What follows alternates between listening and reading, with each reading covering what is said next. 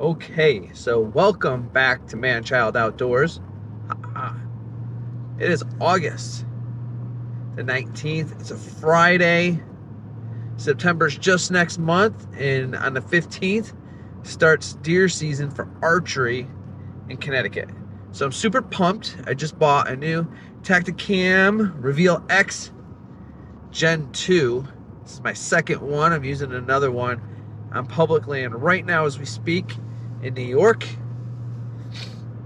It's been working flawlessly, so I just took the long drive to Connecticut with a second Tacticam Gen 2. And guess what? This one is going up on a tree. So, what do I expect to get pictures of? I don't know. This is the private land that I shot my velvet drop tine on. I also had pictures last year of a really nice 9-point in here. And my goal with this camera is to get eyes on that buck again and hope that he's a 10-point or bigger this year. I don't know what he's going to be because I don't have a history with him except for last year. So we'll see. The year that I shot the drop tine, I didn't even put cameras out that year, which is insane. It worked out great. But who knows? Maybe it worked out to my benefit because there was no pressure in there either. The deer felt comfortable. Or maybe he just came through and I was just in the right spot at the right time. And like they say, I'd rather be lucky than prepared. You know what I'm saying? So this year I'm gonna be prepared. All right, so we'll see. All righty, let's get there. I would say, usually on my videos I go, let's hunt, but I guess let's scout. All right, let's do this.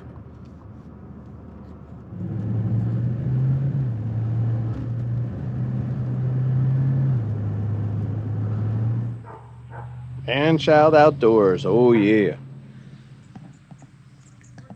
Who else has to bring one of these with them just in case coyotes or bears or some dumb shit in the woods goes down? I do.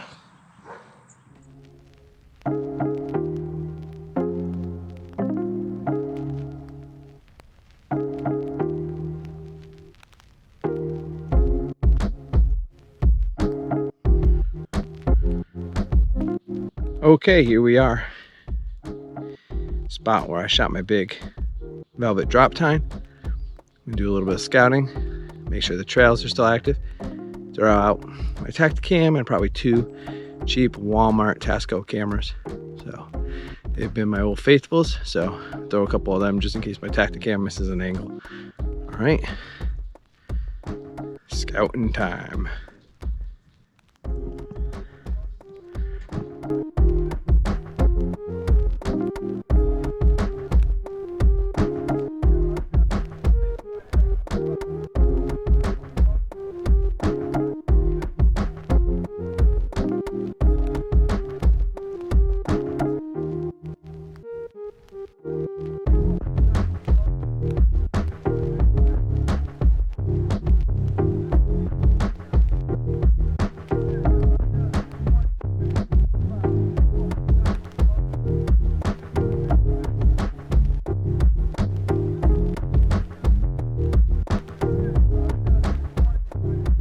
So for all the newbies, here's a little tip.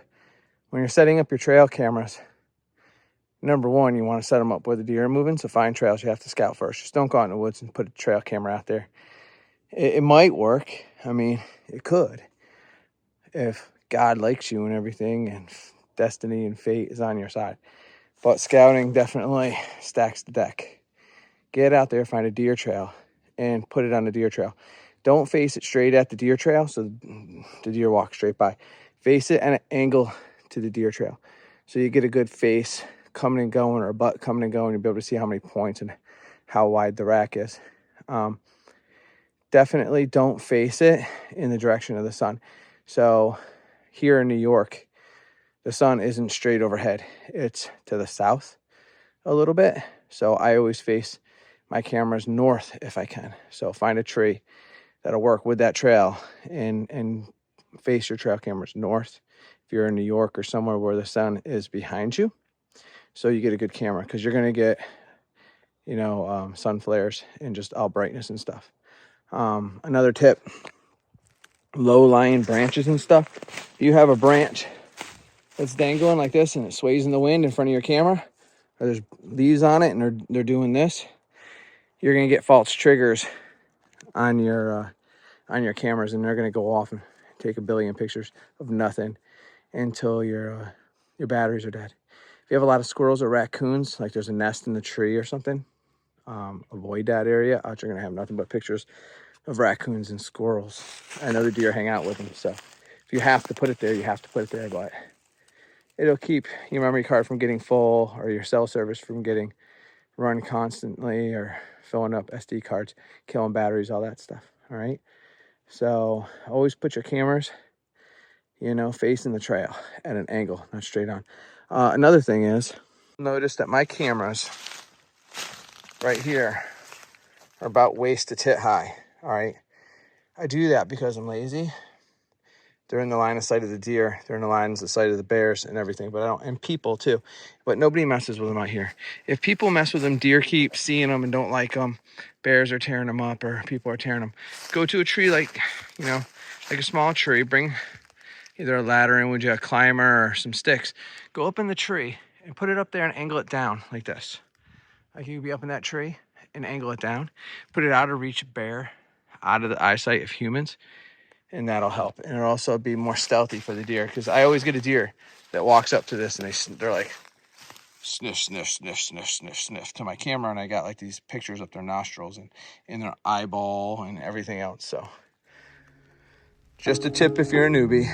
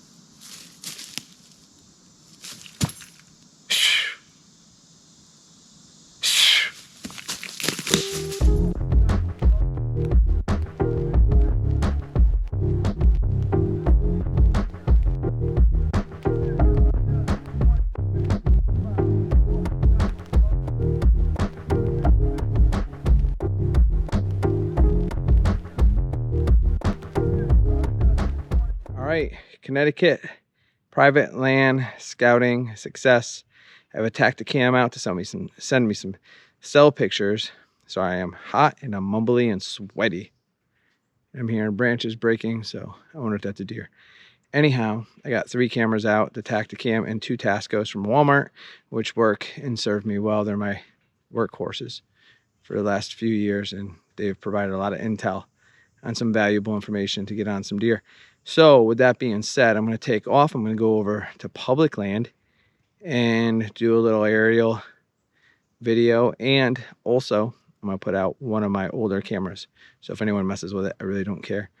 But I don't know what's over there. I know bears are over there, so they might destroy my camera. I know there's does over there because I shot a doe over there because I've only hunted it once and I came out with a doe. So let's go see if there's any bucks over there and head to the house and get dinner. All right.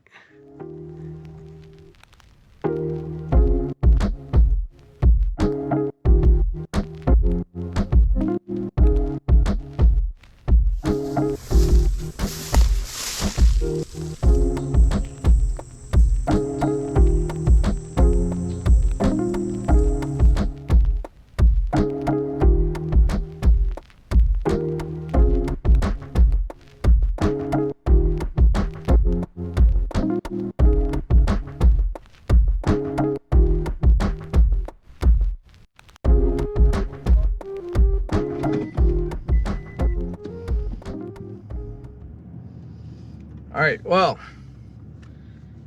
I'm done scouting for the day. I think that was a success.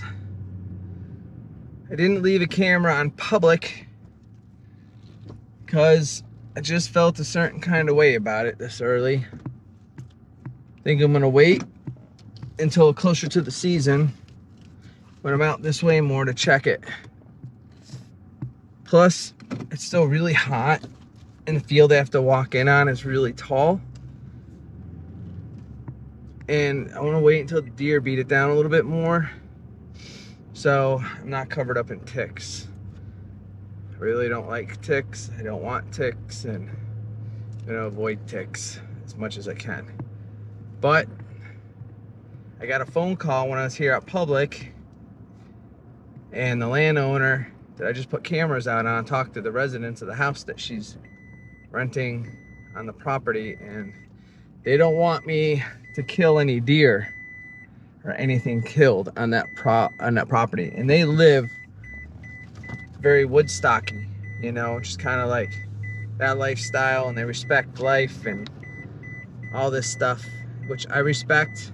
I don't agree with, but I respect. So we've come to an agreement where she says it's her land and she inherited it from her dad, and he believed in living off the land and using nature's resources and what God give people.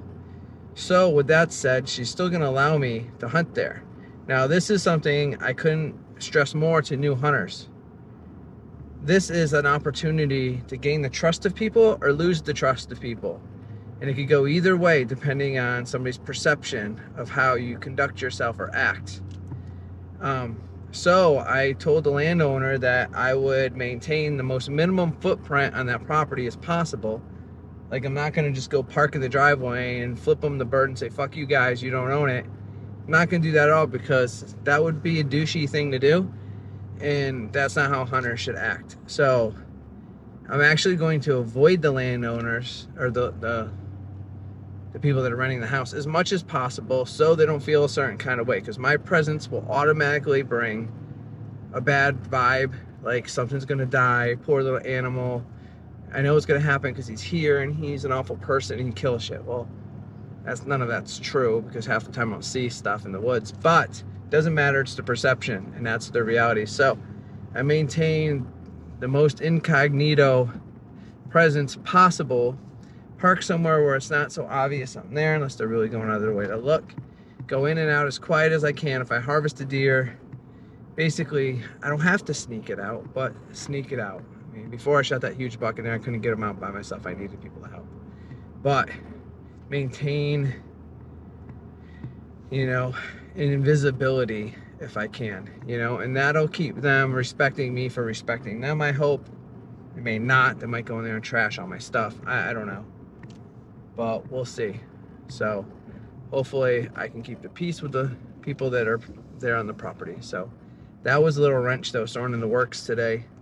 Fortunately, the man that owned it originally, the current owner's father, he really liked me being there. And he was a very colorful, awesome person that I really enjoyed talking to and being around. And it seems like that hasn't fallen far from the tree with his daughter. She's really nice herself and very pleasant to talk to.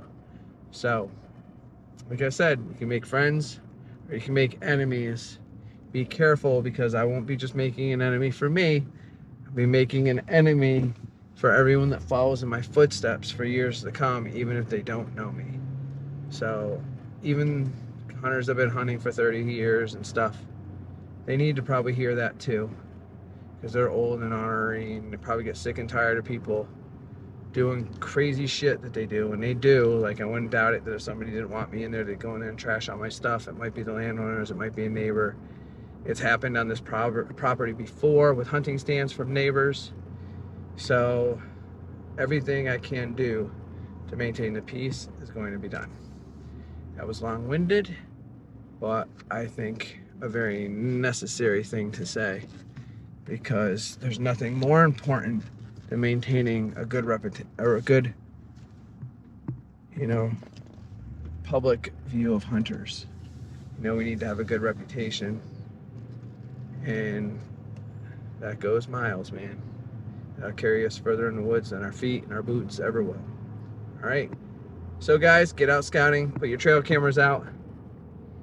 The more work you do in the woods preseason, the more success you'll have during the season. So